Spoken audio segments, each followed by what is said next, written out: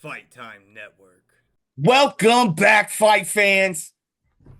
How are you doing? We got Lee up in here. How you doing, Lee? Whoa, UFC 311. What a wild, profitable.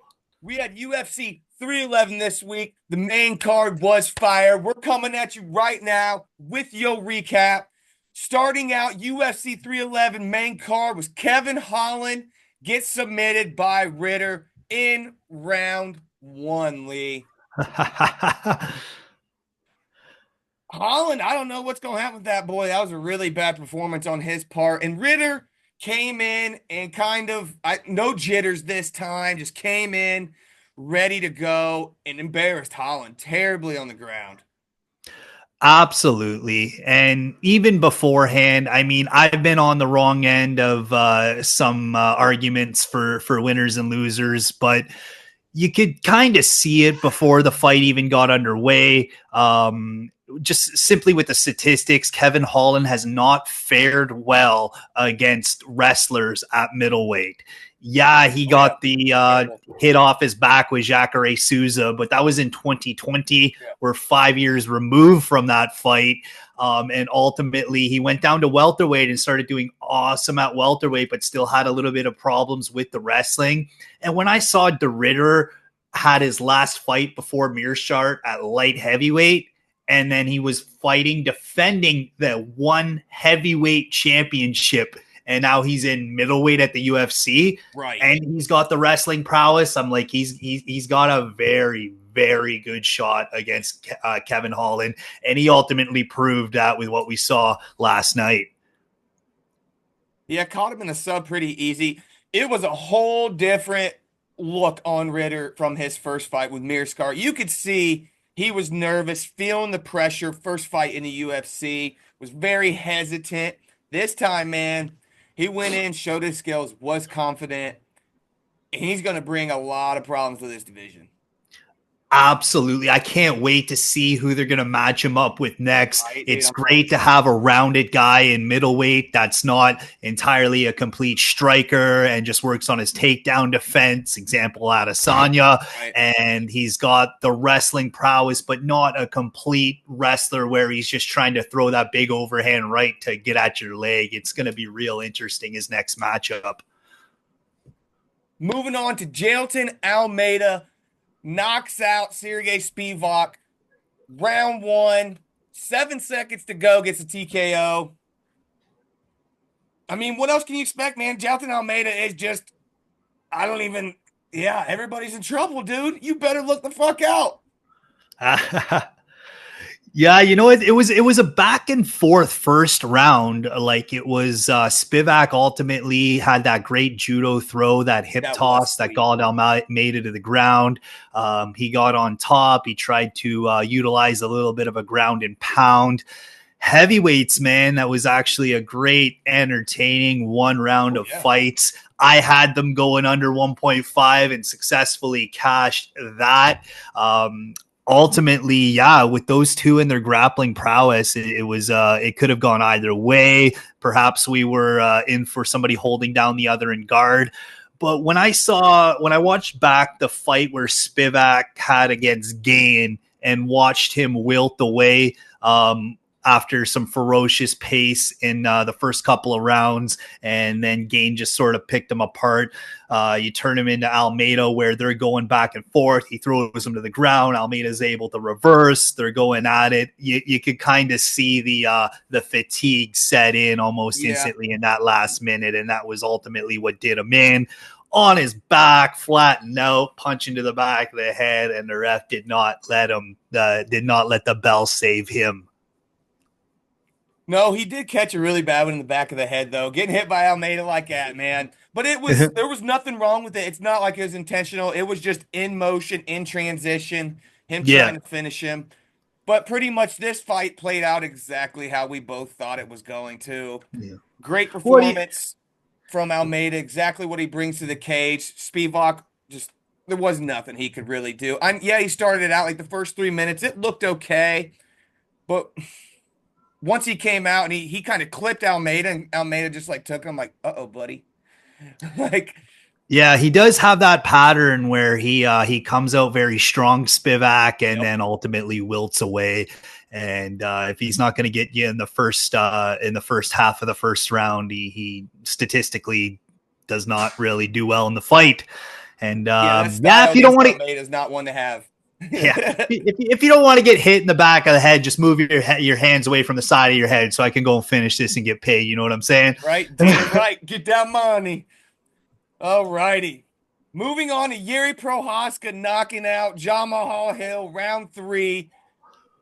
I was so thankful this happened. Jamal Hill's been talking so much shit to so many people. And I'm going to straight up say he fought some old timers just in the weight class, kind of worked out to bring him where he was to have even that title shot. And it's against Prohaska. He jumped up way too quick. And I kind of just seen that from his former competition. And then you go up against Prohaska. Man, it's just the style that Hill has. He doesn't have the power, for the light heavyweight division, I feel like. When you've seen Yeah. him get his knockdowns, his knockouts, he hit them just right. It wasn't really the power that John Mahal Hill was bringing. In light heavyweight, man, top 5 is that style's just not going to work, my friend. No doubt, no doubt.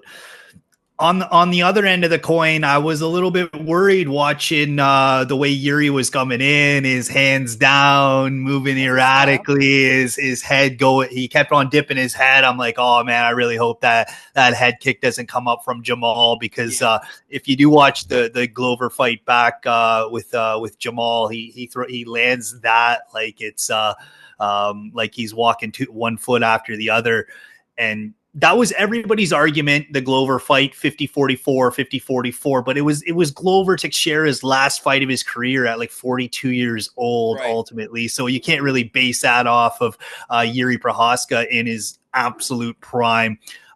Yuri dropped him in the first round. Round 2 was a little dicey. It was hard to say how Very. that one was gonna go because He Yuri was outstruck coming him big in. time. Both those guys are just crashing into each other, Yeah. each and every like 2 Mack trucks, just boom. Oh, yeah. And Jamal caught him with a great body shot there, and he recognized it. I think he caught him again in that round. But ultimately, you bring it to round 3. There's a little bit of fatigue. You can see with Jamal, he's punching air a lot. Yuri's getting out of the way of almost everything that he's throwing, and he finds a shot that puts him down. He tries to rally back, to stay in it, but it eventually got him back down again, and then that was the end. Yuri Prohaska at a plus 110 cash. Yep, I had it him with the Ritter. Ended up cashing big money this freaking weekend. I caught out some dogs. Make sure y'all catch in on that stuff every week. I'll start releasing a couple more here and there. But really going into back to the fight, going into round 3, Hill was outstriking Prohaska. I mean, he Yeah, lost a yeah, little bit in round 1, but it was a lot closer than you thought. And then you're getting into round 2. He outstruck him 38-22 significant strikes. But how yeah, you saw when Yuri landed compared to when Hill landed, yeah.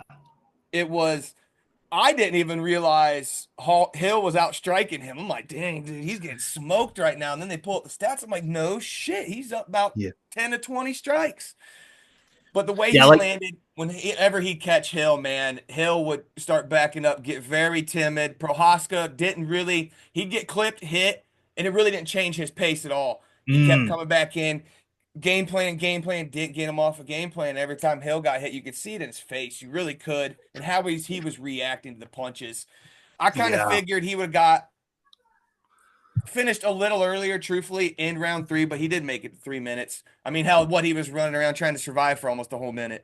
Oh, absolutely. Yeah. Rolling around. And yeah, it was amazing how much all those shots missed. Yuri Prohaska certainly worked on his defense Oh, for this yeah. fight, and it absolutely showed.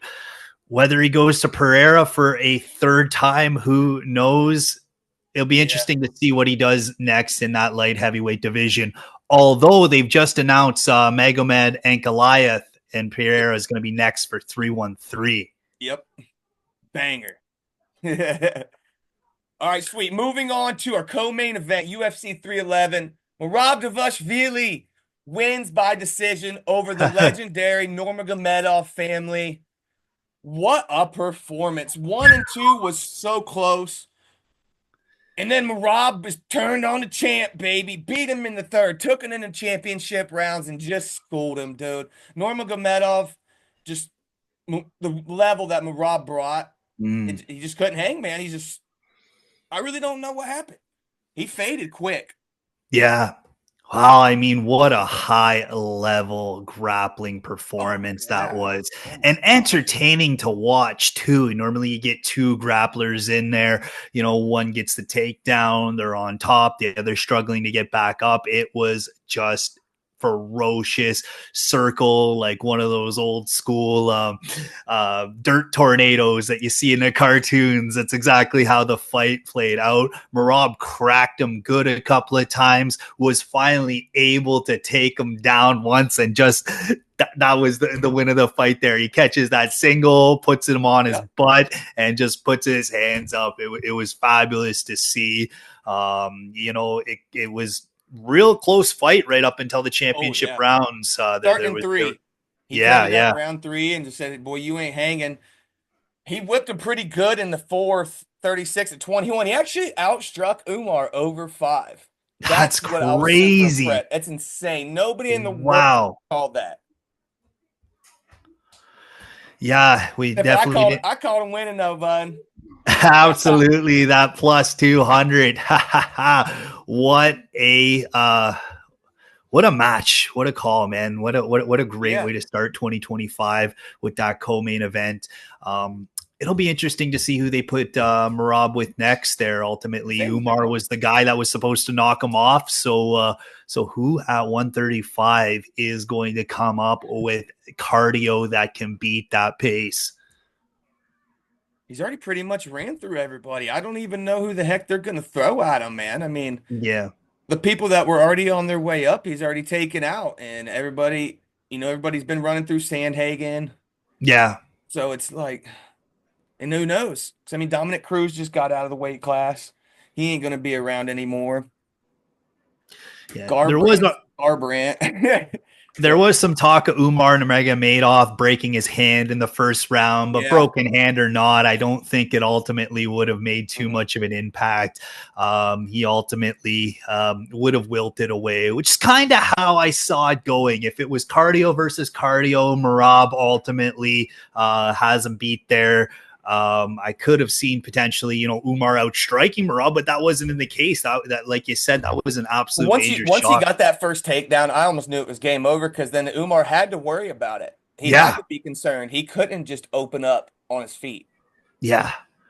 My Rob, that's God, all though, game the planning. All good. dexterity in Nurmagomedov when he was defending those shots with his leg completely outstretched there, practically doing splits on the mat to get back up. Something special to see, man. Never in a million years and 1,000 yoga classes could I ever get to there.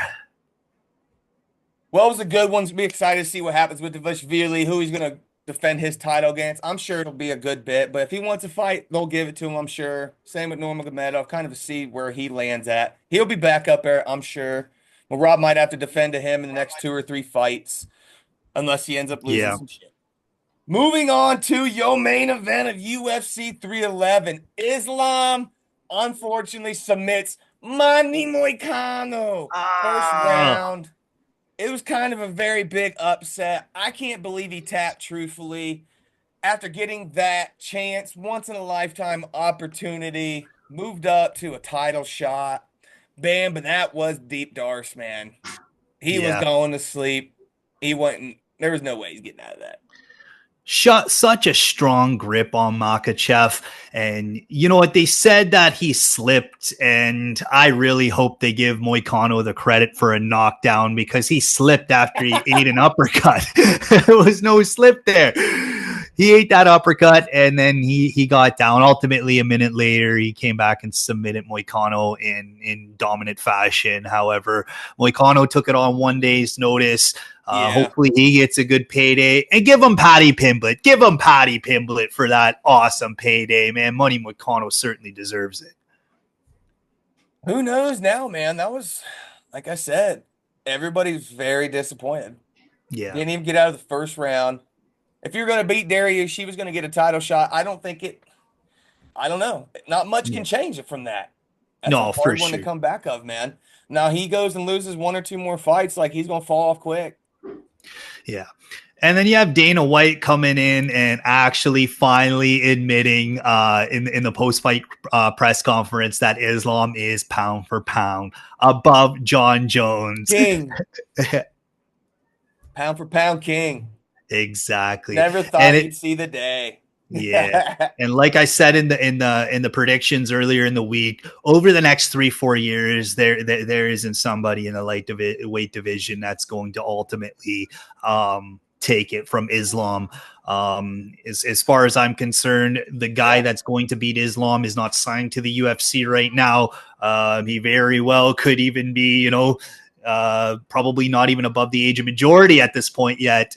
And he's gonna ride this. It's gonna be the Islam era for the next few years at the very least. I agree. He's gonna have that for a long time. We'll see though. You never know. Fights Yeah. fighting, baby. That's why we're here every week watching them. You never know what's gonna happen. Usually there's some random fireworks like there was this week. Bunch of underdogs cash this week. A bunch of people hopefully hit it. We had some Yeah. bets up. I put out some of my own personal bets on the channel this week. They hit hard. Lee hit with some parlays, calling under Woo! 1.5. Those were posted too. So we all hit hot this week, baby. I ended up about Yeah. 2 G's up. Yeah. Perez too, man, coming out and winning in the way that she did at plus 200 was Oh, something to see dude. as well. Same with Talbot losing. That was plus Oh, 675 in my pocket. I had $100 on him. Made yeah. big money. I'm always Yeah. gonna say it like that. I'm always kind of changed my whole. Like, Like, now I gotta say, like give me that money. I can't afford to lose. yeah, My and money. Gafurov coming out and beating the 9-0 Nakamura. That it was just an insane Dude, night there. it was fire. And usually you have some crazy ones going on. There was only like 2 or 3 fights in the whole card that were almost pick 'em close odds. You could really add together for Yeah. anything. You had to put a lot of fights together this week on some parlays, unless you had some balls to call some dogs. Yeah. And it's how it goes with MMA. Anytime you're betting, even though the odds say plus 800, it's a fist fight. It's always can potentially be a pick 'em. Damn right. Alrighty, guys. So we have a week off after this week. When will we see him back? In February 1st. We got Israel Yeah. Adesanya versus Imavov. We will be off this week for upcoming breakdown predictions, but we do have Fight Time profile out coming out Monday. Crap, I messed that all up. This is going to be out. We did have one on. It's going to be coming out Monday. This will be Tuesday when this releases. So make sure Yeah. y'all check that out. And we will be back next week with your UFC Fight Night Adesanya Imavov breakdown. See y'all Nope. then. One thing to add on those fight time profiles, guys, if you don't want to run your page and see it in the video and Instagram, we still have it up on audio on Spotify. So Yes, you can sir. check that out too. Listen to them in your car ride to work, home from work. Check out our Spotify as well. Hell yeah. Well, we're signing off. See y'all in a week. Fight Fight Time Network.